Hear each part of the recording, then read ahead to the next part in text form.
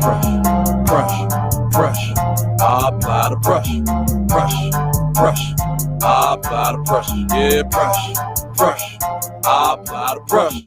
What's that word, family? Hey, man, check this out. Folks, I want you to just imagine with me for a little while, right? Imagine that it's your wedding day. Now, you got friends and family that then flew in and drove hundreds of miles to come together to celebrate the love that you grew with your significant other, right? Now, you might be smashing cake in your wife's or your husband's face. He might be looking into your eyes as you guys take your first dance as husband and wife. It's all type of good food, and it's just a lovely environment. What can go wrong in that type of situation and in that type of environment? Well, I'm gonna let y'all see this video and we can find out what can go wrong. It was supposed to be one of the happiest moments of his life, and it turned into something tragic. Days after what should have been a joyful celebration, friends and family gathered to mourn 37-year-old Tyreek Burton, who was killed outside his own wedding reception. My brother didn't know this man at all. They never met. He never asked him what his name was. They never shook hands. They never had an issue. This was a complete random stranger, and he shot him in cold blood. Witnesses say the shooting happened as Tyreek and his wife were preparing to leave the venue. Tyreek had briefly left to retrieve something, and when he returned, family members say he was followed by a man who accused Burton of cutting him off. And he asked my brother who was in the car, and who just passed him at the stop sign. And my brother said, "If I did, I'm sorry." Moments later, the man opened fire, killing Tyreek in front of his new wife. For the person that did this, can't even call you a person. You a monster, man. She's never gonna forget that. That child is never gonna forget that.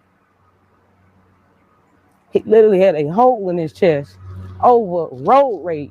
As they grieve, family and friends are looking for justice and longing for answers about the senseless act that stole Tyreek from them. Well, folks, what do y'all think about that particular video? I'm talking about this was tragic. 37-year-old man gets gunned down in a case of road rage. Man, that shit don't seem right, man. Something about this just don't seem right. The sister, man, you know, I feel sorry and condolences to the family. But the sister looked like she was involved in some shit. I think she finna go out there and try to find this person herself and take a little street justice out on him, which he deserves, man. Why would you follow this man wearing a suit into a celebration and open fire because he cut you off? I can see if he crashed into your shit and you was like right then and there, but you followed this man. That shows motive. That shows intent. Nigga, this is first-degree murder, and it could be a death penalty, man, depending on the laws and policies of the state that they was in. Now, this is just senseless violence, ladies and gentlemen. We got to take this, and we got to come together and say, we can't get violent with our people over nothing. Like I said, it was a cutoff. The man was rushing. He probably left their favorite CD at home. He had to run home, rush home to try to get the CD so he can dance with his wife. And your ass is out there pissed off about something else and decided to take it out on this gentleman right here. Folks, I don't know what to say, man. The black community is in disarray. Something got to be done about it. The mindsets of the black man has to change. Tell me how y'all feel about this in the comment section, and I'll be back with more news and commentary. Peace. Pressure.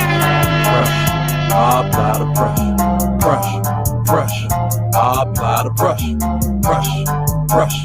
I apply the pressure. Yeah, pressure. I apply the pressure.